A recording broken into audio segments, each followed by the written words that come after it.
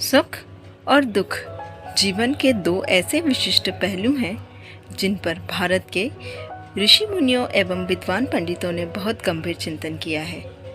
यह एक सर्वसिद्ध तथ्य है कि विश्व का कोई भी प्राणी दुख नहीं चाहता, पर वह उसे मिलता अवश्य है। इसी तरह सभी प्राणी सुख चाहते हैं और उसे पाने के लिए जीवन भर निरंतर प्रयास करते हुए नजर आते हैं। फिर भी सच्चे सुख की अनुभूति बिरले महापुरुषों के अतिरिक्त किसी को नहीं हो पाती। बड़े बड़े विचारक महापुरुषों ने इसी एक प्रश्न पर अपना पूरा जीवन बिता दिया, परंतु वे भी इस गुत्थी को सुलझा नहीं पाए। ऐसा क्यों?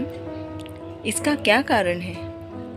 आमतौर पर लोग समझते हैं कि पाप के फलस्वरूप अथवा ईश्वरीय कोप के कारण दुख हमें मिलता है, परंतु वास्तव में यह बात पूरी तरह से सच नहीं है। कर्म का हिसाब किताब बड़ा ही अधिक है।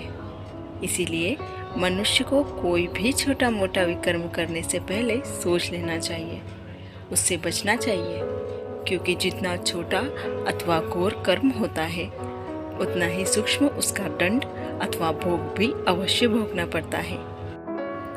इसीलिए देखा जाता है किसी दूसरे को दुख देने के बदले में स्वयं को उससे अधिक दुख पाना पड़ता है।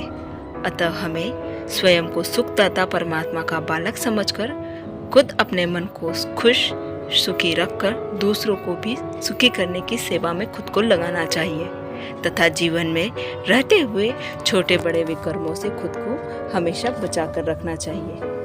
न किसी को दुख देना चाहिए और न ही किसी से दुख लेना चाहिए।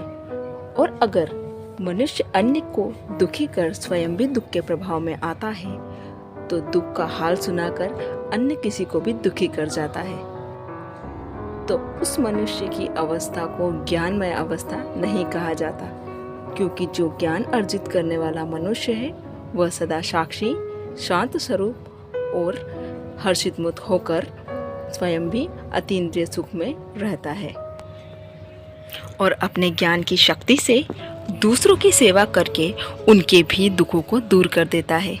अक्सर सामान्य यह लोग समझते हैं कि दूसरों को दुखी देखकर यदि मन हमारा भी दुखी हो जाता है तो यह तो अच्छी बात है, परंतु असल में ज्ञानी वह होता है जो मन में दूसरों के लिए करुणा और प्रेम तो रखता है और उनकी तन मन धन और ज्ञान से सेवा भी करता है, परंतु वह कभी दुखी नहीं हो सकता। लोक कल्याण का ध्यान रखते हुए जब वह कर्म करता है तो उसके चेहरे पर मुस्कुराहट अथवा आत्मा में ग्लानि नहीं हो सकती।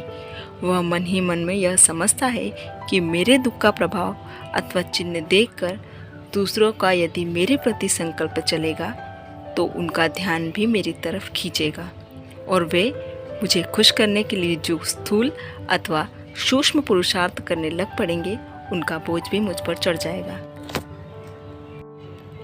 इस तरह मेरे कारण उनका भी अमूल्य समय व्यर्थ हो जाएगा। इसलिए वह किसी को सहानुभूति का पात्र बनने के बजाय अपने जीवन में ज्ञान धारणा करके दूसरों के कांटों को हमेशा के लिए अपने जीवन से निकाल देता है। याद रहे, स्वयं दुख से छूटने और दूसरों को सुखी करने का पुरुषार्थ बहुत ही सूक्ष्म पुरुषार्थ है।